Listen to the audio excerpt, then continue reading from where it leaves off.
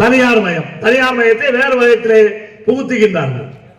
இன்றைக்கு திருவண்ணாமலை தீபம், அதே மாதிரி ஆயுத பூஜை, தீபாவளிக்கெல்லாம் தனியார் பேருந்துகளை வாடகைக்கு எடுத்து ஓட்டினார்கள். வாடகைக்கு எடுத்து ஓட்டும் பொழுது நாம் அது தவறு என்று சொன்னோம். போக்குவரத்து கழகங்களுடைய சிறப்பே சிறப்பு இயக்கம் தான். 50 ஆண்டுகளாக சிறப்பு இயக்கத்தை இயக்கி மிகப்பெரிய அனுபவம் போக்குவரத்து கழகங்களுக்கு உண்டு. எத்தனையோ சிறப்பு இயக்கங்கள் தமிழகத்திலே உள்ளதோ அத்தனை சிறப்பு இயக்கங்களையும் போக்குவரத்து கழகங்கள் இயக்கிய வரலாறு உண்டு. ஆனால் இன்றைக்கு அமைச்சர் என்ன சொல்கிறார், அரசு என்ன சொல்கிறது, சிறப்பு இயக்கத்திற்கு நாங்கள் தனியாரை ஒதுக்கிறோம். அதுக்கு அமைச்சர் சொல்லக்கூடிய காரணம் என்ன? அமைச்சர் என்ன காரணம் சொல்றாருன்னா, இது சிஐடி எதிர்க்கிறது, அவர்களுக்கு மக்கள் நலனை பற்றி கவலை இல்லை, நாங்க மக்களுக்காக ஓட்டுறோம், இது ஒன்று சொல்றாரு. மறுபுறத்தில் என்ன சொல்கிறார், இன்றைக்கு போக்குவரத்து கழகங்கள் இந்த பேருந்தை ஓட்டினால் ஒரு கிலோமீட்டருக்கு 90 ரூபாய் ஆகும். ஆனால் நாங்கள் ஓட்டினால் தனியார் 51 ரூபாய்க்கு தான் ஓட்டுறாங்க. இதன் மூலம் போக்குவரத்து கழகங்களுக்கு 30 ரூபாய் மிச்சமாகிறது என்று அமைச்சர் சொல்கின்றார். அது உண்மையா? அது உண்மை இல்லை.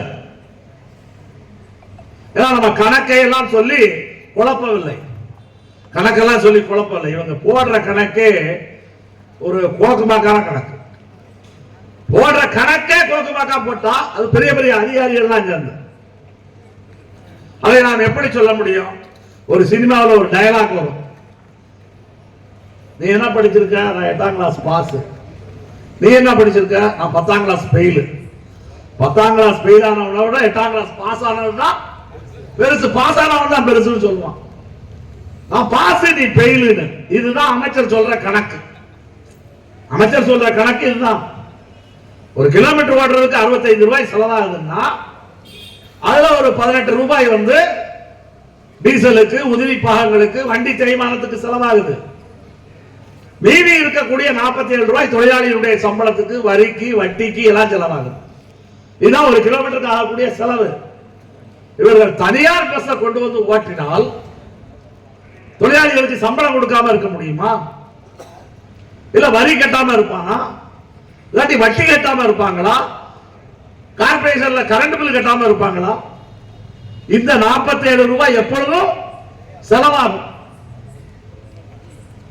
தனியாரை கொண்டு வந்து ஓட்டினால் ஒரு கிலோமீட்டருக்கு 18 ரூபாய் வந்து டீசலுக்கு, உதவி பாகங்களுக்கு செலவாகலாம். அந்த செலவை மிச்சப்படுத்துறதுக்கு, 18 ரூபாயை மிச்சப்படுத்துறதுக்கு 51 ரூபாய் கொடுத்து வண்டியை கொண்டு வரோம். எவ்வளவு புத்திசாலி!